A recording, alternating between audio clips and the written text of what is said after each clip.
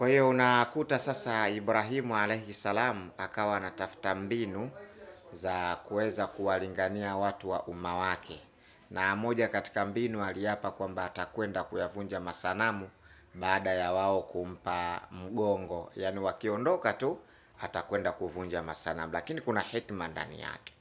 Hekima ambayo Ibrahimu anayotumia hapa si kwenda kuvunja masanamu tu, bali kulikuwa na jambo ambalo yeye anahitaji kwenda kuwafundisha hilo jambo. Kuna jambo ambalo yeye alikuwa anahitaji kwa ajili ya kwenda kuwafundisha hilo jambo.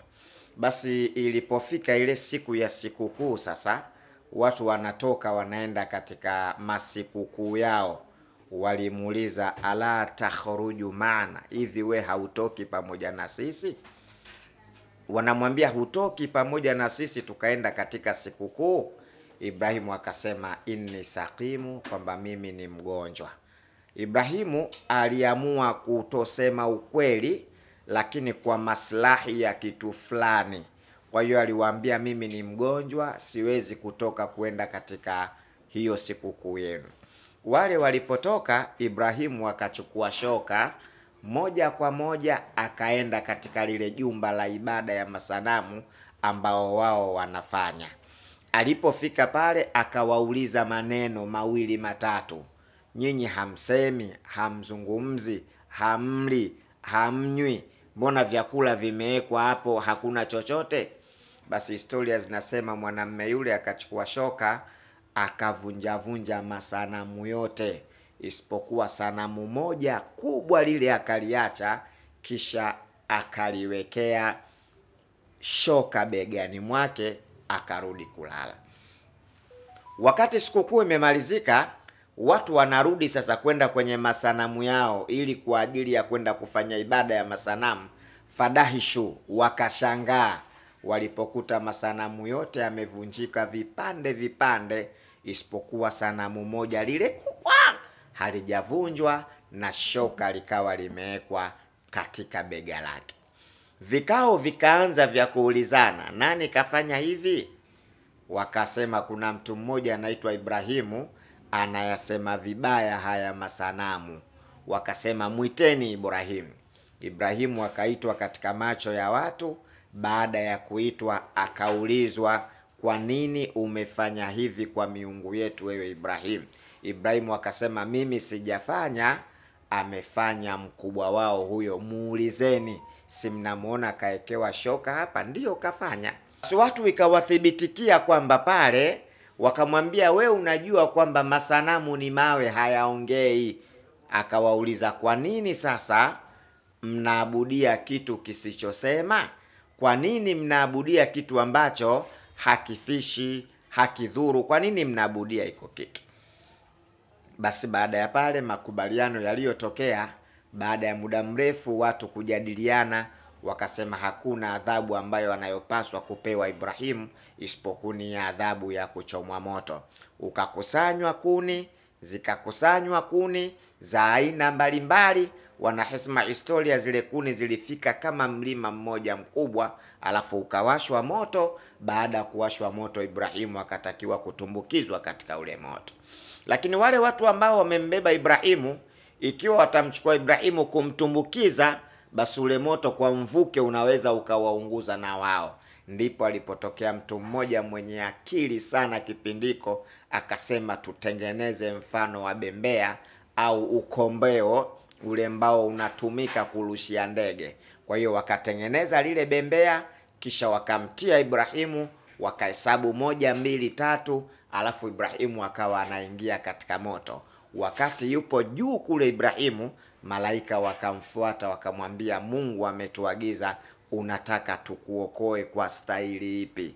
Ibrahimu aliwaacha wote, akasema hasbi Allahu wa ni'mal wakil, anatosha Mwenyezi Mungu kwa mimi kuwa ni mlinzi. Kwa maneno hayo tu Ibrahimu pale pale Mungu akauambia moto, kuni bardan wa salaman ala Ibrahim, ewe moto kuwa baridi na salama kwa Ibrahim. Historia zinasema lau aya ingeishia kuni bardan, kuwa baridi, basi ule moto ungebadilika kuwa baridi, baridi ambalo lingemkausha Ibrahim. Lakini ingesema kuni bardan wa salama, basi hata umoto wa duniani tungekuwa tunaugusa, hauna madhara. Lakini Mungu akasema kuni bardan wa salaman ala Ibrahim, moto huo uwe baridi na salama kwa Ibrahimu. Ibrahimu akaonekana katika moto hali ya kuwa haungui, isipokuwa zimeungua zile kamba ambazo wamemfunga nazo. Kitendo hiko kinafanyika hapo, inasemekana Lutu naye alikuwepo. Baada ya Ibrahimu kutoka katika ule moto, ndipo akasema inni dhahibu ila rabbi sayahdin, mimi ninakwenda kwa Mola wangu, huenda Mola wangu akaniongoza. Ndipo alipotoka katika mji ule Ul-Kardayo kwa Babeli, tukapale akaenda, kuna mji mmoja unaitwa Bahrani nadhani, akaontokomea huko hali ya kuwa akitafuta kwenda katika nchi ya Misri. Wakati huo Ibrahimu alikuwa na mke wake anaitwa Sara. Sara alikuwa ni mwanamke ambaye ameshakoma katika zile nani za ukomu wa mwanamke, alishakoma swala la kushika mimba tena. Alikuwa na shida na mtoto sana, hali ya kuwa sasa mke wake ameshakoma kubeba ule ujauzito. Desturi zile kwa mwanamke zilikuwa zimeshakoma. Ila Sara alikuwa mwanamke mmoja mzuri sana. Wanasema hajawahi kutokea mwanamke mzuri katika dunia kama Sara. Wapo wana historia wanatuambia Sara alipitwa na Hawa. Yaani Hawa alikuwa mzuri zaidi, lakini tunavyojua na kusoma kwamba Sara naye alikuwa ni mmoja katika wanawake wazuri sana. Walipokuwa wanaingia Misri, wakati huo Misri sasa kuna mfalme ambaye yeye anatamani kila mwanamke mzuri kumuingilia, yani kufanya naye tendo la jimai. Wale askari wake walipomuona Sara, moja kwa moja wakampelekea taarifa, wakamwambiwa bwana mkubwa, kuna mwanamke bomba mzuri sana hatujawahi kuona katika nchi yetu. Akawauliza yuko na nani? Wakasema inawezekana tunaona kama yuko na mumewe. Akawaagiza muulizeni, ikiwa mumewe basi huyo mumewe muweni, na kama sio mumewe basi nileteni mimi huyo mwanamke.